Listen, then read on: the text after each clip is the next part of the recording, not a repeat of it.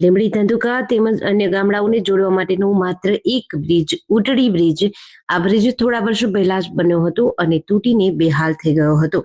બ્રિજમાંથી સળિયા પણ બહાર આવી ગયા હતા.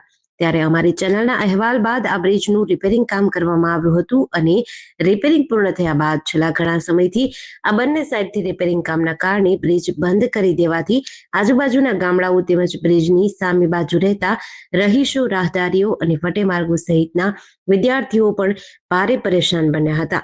ત્યારે લોકોને 2 થી 3 કિલોમીટર ફરીને લીંબડી આવવું પડતું હતું. આ હાલાકીને દૂર કરવા માટે બ્રિજની આજુબાજુ રહેતા રહીશો, વાહન ચાલકો સહિતના જાગૃત નાગરિકો દ્વારા આજે લીંબડી મામલતદાર, લીંબડી પોલીસ સ્ટેશન ખાતે આ બ્રિજને પુનઃ શરૂ કરવા માટે દીપકભાઈ મકવાણા, ફિડલભાઈ મકવાણા, દીપકભાઈ પરમાર સહિતના લોકોની આગેવાની હેઠળ આવેદનપત્ર પાઠવવામાં આવ્યું હતું. મારું નામ છે મકવાણા દીપકકુમાર ગુણવંતભાઈ. હું રહું છું ખોડિયાલનગરમાં. ઘણા સમયથી પુલનું કામકાજ ચાલી રહ્યું હતું. આજે પુલનું કામ સ્વતંત્ર બંધ થઈ ગયું છે. એકદમ પુલ વ્યવસ્થિત થઈ ગયો છે. તોય છતાં અમે ઘણી વખત રજૂઆત કરી સાહેબને કે ભાઈ અમારા અહીંયા કે આજુબાજુ આ પુલ ઘણા બધા ગામડાઓને જોડે છે. બીજા નંબરમાં કે નાના છોકરાઓ, વિદ્યાર્થીઓ સ્કૂલે આવવા જવામાં બહુ પરેશાન થાય છે. બીજા નંબરમાં કોઈ પણ દવાખાનું આવે તો એના માટે પણ ઘણા બધા પેશન્ટોને તકલીફ પડે છે.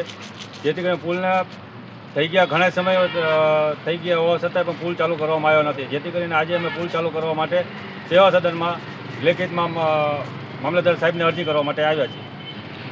કઈ કઈ જગ્યાએ તમે આ બાબતે અરજી આપી છે? અત્યારે અમે મામલતદાર સાહેબને આપી છે. હવે પછી પીઆઈ સાહેબને આપવાની છે અને આની પછી અમે નગરપાલિકામાં બી જવાના છીએ. નગરપાલિકામાં સ્ટ્રીટ લાઇટો પુલ ઉપર બંધ હોવાથી અમે સ્ટ્રીટ લાઇટ ચાલુ કરવાના છે. એ બાજુના સાઈડમાં વાડી વિસ્તાર હોવાથી એરિયામાં ઘણી બધી જગ્યાએ વિસ્તારમાં સ્ટ્રીટ લાઇટ બંધ છે.